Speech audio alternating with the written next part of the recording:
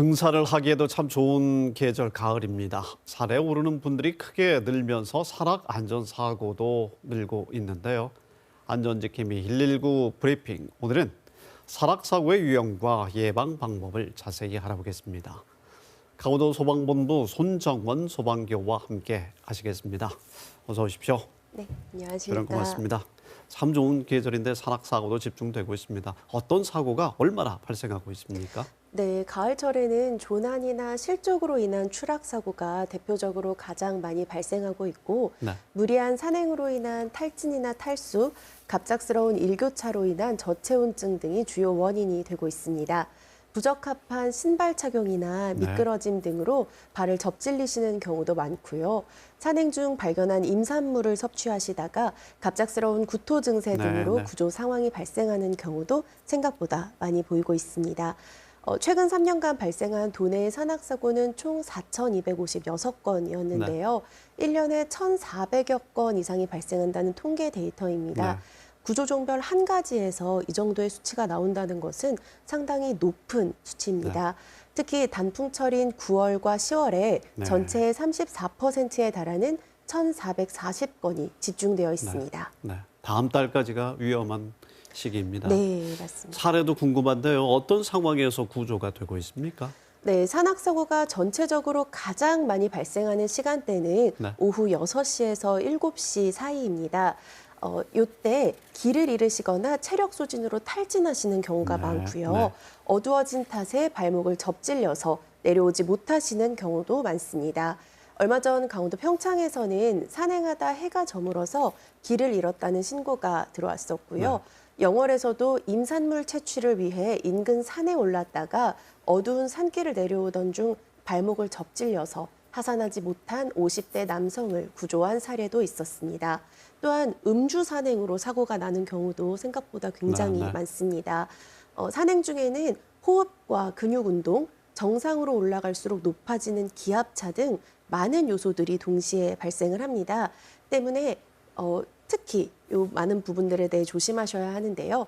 작년 가을에는 인제군에서 일행과 산행을 하던 50대 남성이 숨이 갑자기 가빠지면서 갑작스럽게 흉통을 호소하다 쓰러져 심정지 상태에 빠진 경우도 있었고요. 삼척에서는 50대 여성이 산행을 하다가 잠시 쉬던 중에 의식을 잃어 헬기로 이송되기도 했습니다. 51세부터 60세까지의 요 연령층에서 갑작스러운 다리 통증으로 구조가 이루어지는 사례가 정말 많았습니다.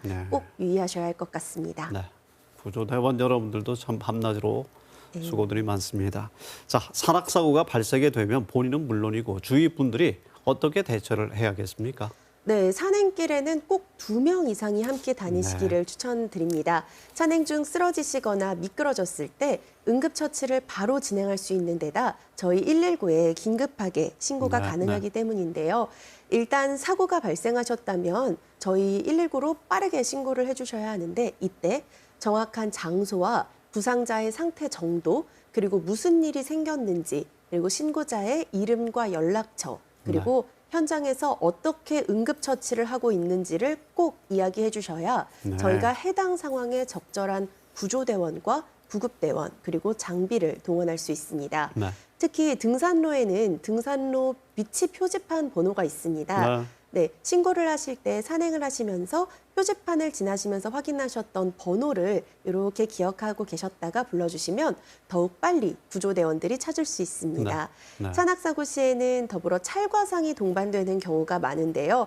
혹시라도 출혈이 심하시다면 옷이나 천을 이용해서 상처 부위를 압박해서 지혈을 해두시고 혹시라도 골절이 의심되는 상황이시라면 절대로 움직이지 않으시는 것을 추천드립니다. 섣불리 움직이실 경우에는 2차적인 부상을 입을 수가 있기 때문입니다. 골절 부위를 나뭇가지 등으로 고정하시고 주위에 물이 있을 경우에는 천에 적셔서 냉찜질을 해주시는 것도 좋은 방법입니다. 신고가 가장 중요하기 때문에 두 분 이상 동행 산행을 하시기를 권해 주셨고요. 자, 예방 방법도 다시 한번 강조해 주시면 좋겠습니다. 네, 가장 중요한 것은 일단 두 가지입니다. 정해진 입산 시간을 지키는 것, 그리고 정해진 법정 등산로로 산행을 하시는 겁니다. 또한 가을은 여름과 달리 해가 빨리 지기 때문에 무리한 산행을 하실 경우에는 하산 시간이 늦어져서 어두운 곳에서 조난을 당할 위험이 있습니다. 해가 진 뒤에 찾아올 수 있는 저체온증을 대비해 여분의 얇은 옷이나 온열팩, 그리고 비상식량 등을 가방에 준비해 두시고 풀이나 나뭇잎을 통한 접촉성 찰과상 등을 예방하기 위해 통풍이 잘 되는 소재의 긴 팔과 긴 바지를 입으시는 것이 좋겠습니다. 네. 마지막으로 등산 장비도 철저하게 갖추어야 하는데요. 네. 특히 헤드랜턴은 가을 산행에 꼭 필요한 장비입니다. 간혹 이 헤드랜턴 대신에 휴대폰의 라이트 기능을 사용하시는 네. 경우가 많습니다. 만일의 상황이 발생할 경우에 휴대폰으로는 구조를 요청해야 하기 때문에 네. 되도록 휴대폰의 배터리를 아끼시고 더불어 같은 맥락에서 보조 배터리를 반드시 챙기시는 것이 네. 좋겠습니다. 휴대폰 보조 배터리 하나 더 사야 되겠네요. 네, 추천드립니다. 시대가 변했습니다. 꼭 지참하셔야겠습니다. 네. 손정원 소방교님 큰 도움 됐습니다. 고맙습니다. 감사합니다.